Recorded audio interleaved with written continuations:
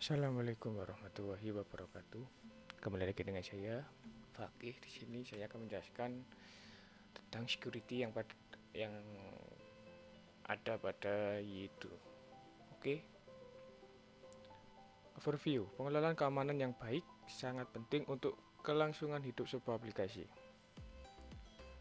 Untuk membuat aplikasi memiliki tingkat keamanan yang tinggi, Yi menyediakan beberapa keamanan. Fitur keamanan yakni authentication, authorization, working with password, cryptography, view security, out client, best practice. Yang pertama tadi authentication, yaitu adalah proses untuk memastikan bahwa user yang login adalah memang benar dirinya. Authentication biasanya dilakukan dengan menggunakan kombinasi username atau email dan password.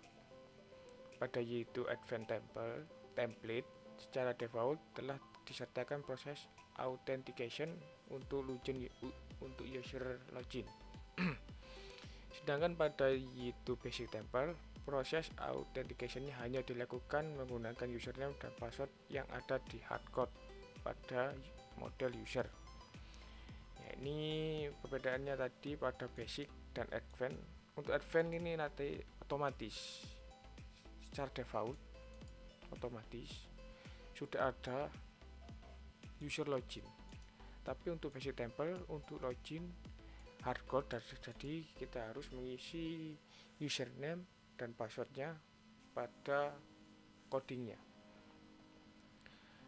Proses authentication pada yaitu Advanced Template proses authentication melibatkan hal penting. Satu, menggunakan komponen user pada application configuration. Membuat atau menggunakan kelas user yang mengimplementasikan interface web identity interface. Proses login akan melakukan validasi password yang dilakukan user dengan password dalam tabel user dalam bentuk nilai hash. Untuk mendapatkan informasi terkait dengan user yang sedang login, yakni misal ID yaitu user ID. Untuk username yakni user identity username. Authentication event. Kelas web user akan memunculkan beberapa events ketika terjadi proses login dan logout. Pertama yakni event before login. Event ini akan muncul pada awal proses, yakni pada web user login. Jika metode event handler mengisi nilai property is valid dengan nilai false, maka proses login akan dibatalkan. Selanjutnya yakni event after login, yaitu event ini akan muncul setelah proses login berhasil. Selanjutnya event before logout. Event ini akan muncul pada awal proses, yaitu pada web user logout. Jika metode event handler mengisi nilai dengan property is valid dengan nilai false, maka proses logout akan dibatalkan. Event after logout. Event ini akan muncul setelah proses logout berhasil. Misal, Anda ingin melakukan audit atau pengumpulan data statistik untuk setiap login user. Anda dapat menggunakan event handler untuk event yaitu event after login dan meletakkan proses pencatatan waktu login, alamat IP, dan lain-lain di dalamnya. Yang kedua yaitu authorization. Authorization merupakan proses untuk memverifikasi apakah seorang user berhak untuk melakukan sesuatu. Pada itu, authorization melibatkan komponen access control filter dan RBAC, yaitu role based access control. Kedua komponen di atas dapat berdiri sendiri dan juga bisa digabungkan untuk mendapatkan kemampuan yang lebih lengkap. Selanjutnya yaitu Access Control Filter. Access Control Filter atau ACF merupakan metode sederhana untuk proses authorization yang diimplementasikan sebagai filter access control. Di sini include-nya filter access control. ICF biasanya didahulukan pada controller untuk mengatur hak akses terhadap action atau root yang ada di dalamnya. Perhatikan script di samping di sini. Pada property only berisi action apa saja yang akan diatur hak aksesnya. Di sini yang akan diatur yaitu pada login, logout, dan signout. Untuk property rules berisi aturan yang akan diterapkan. Di sini rules, yaitu isi dari rule ini nanti adalah aturan-aturan yang akan diterapkan pada action tadi ini.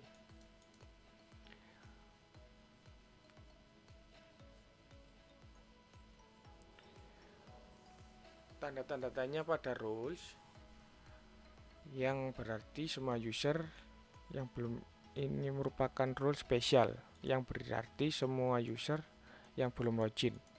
Berarti tanda tanya ini maksudnya untuk login di sini untuk yang belum login. Untuk tanda add di sini untuk yang sudah login, yang telah berhasil login. Aturan tersebut akan dievaluasi dari atas sampai ke bawah. Urut dari atas sampai ke bawah. Rule Based Access Control. Rule Based Access Control atau RBAC dapat digunakan untuk pengelolaan hak akses secara lebih komprehensif. Itu Y2 mengimplementasikan RBAC melalui komponen dari aplikasi yang bernama Auth Manager. Untuk menggunakan RBAC ada dua hal yang perlu dilakukan. 1. Membangun data authorization untuk RBAC. Menggunakan RBAC untuk melakukan pengecekan hak akses dapat dilakukan pada model, view maupun controller.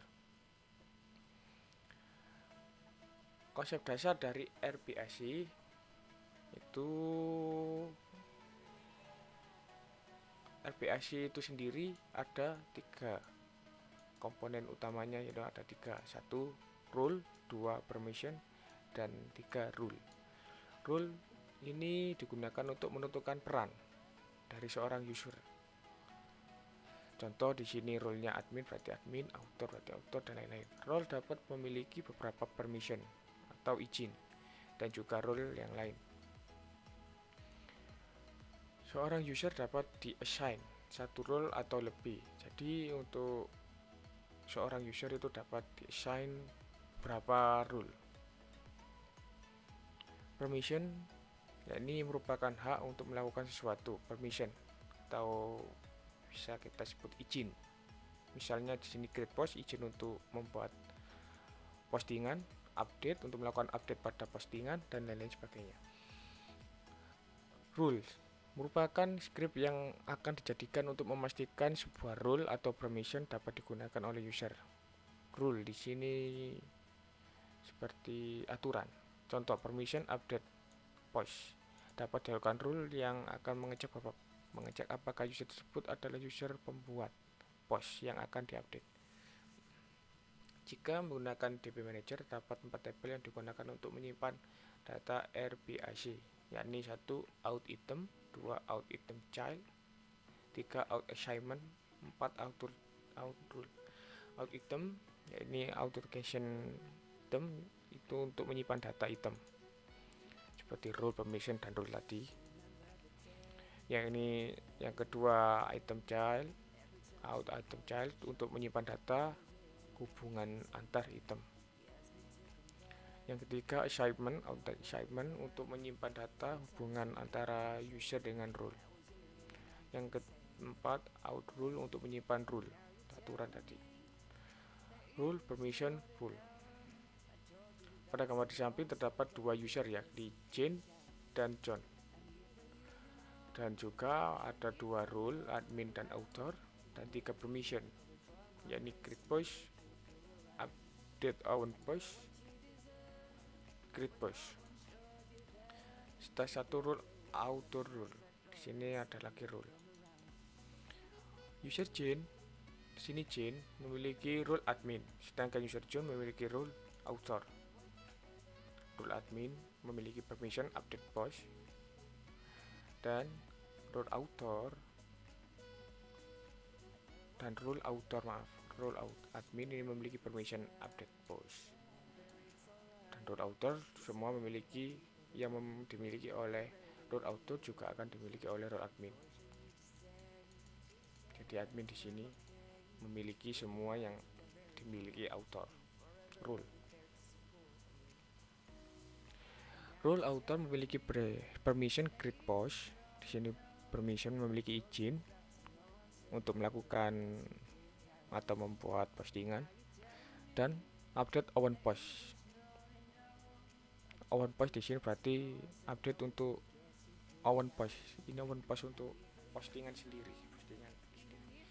Permission update own post dikenakan rule author rule. Di author rule. Jadi permission dari update own post hanya dilakukan jika rule author bernilai true. Jika true, jadi untuk yang bukan post, update postnya yang bukan atau tidak bernilai true, maka tidak bisa author nanti. Selanjutnya, bekerja dengan password. Semua developer yang baik pasti tahu bahkan password tidak boleh disimpan sebagai teks atau dienkripsi. Banyak developer yang masih percaya bahwa dengan menggunakan algoritma hashing, MD5 atau shell sudah cukup aman. Namun dengan teknologi terbaru, password yang disimpan menggunakan algoritma tersebut ada kemungkinan untuk dapat diketahui dengan brute force attack. Serangan ini juga banyak didukung dengan adanya kampus data yang sangat besar yang menyimpan password MD5. Untuk meningkatkan keamanan, terdapat algoritma hashing yang lebih kuat terhadap serangan brute force attack, yaitu bcrypt.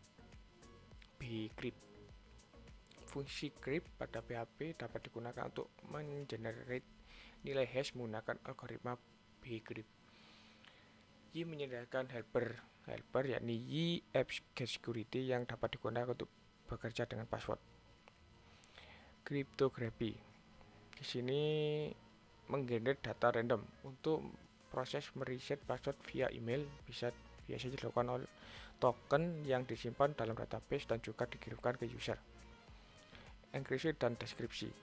Jika Anda menyimpan data secara aman, sehingga orang yang dapat membuka database tetap tidak akan membacanya, data tersebut perlu dienkripsi sebelum disimpan. Mengkonfirmasi integritas data. Pada kondisi tertentu, ada kemungkinan Anda ingin memverifikasi sebuah data telah diubah oleh pihak lain atau tidak. Ini contohnya sebelah kanan ini untuk generate random data, enkripsi dan decryption. Generate random data. Oke. Best practice. Untuk latihan di sini basic practice. Ada beberapa best practice, yakni ada basic principle, ada avoiding SQL injection, avoiding XSS, avoiding CSRF, avoiding file exposure, avoiding debug info and tools at production, using secure connection over TLS, dan secure server configuration. Mungkin itu saja dari saya. Bila ada kekurangan mohon maaf, bila ada masukan silahkan tambahkan pada kolom komentar. Oke, terima kasih dari saya. Wassalamualaikum warahmatullahi wabarakatuh.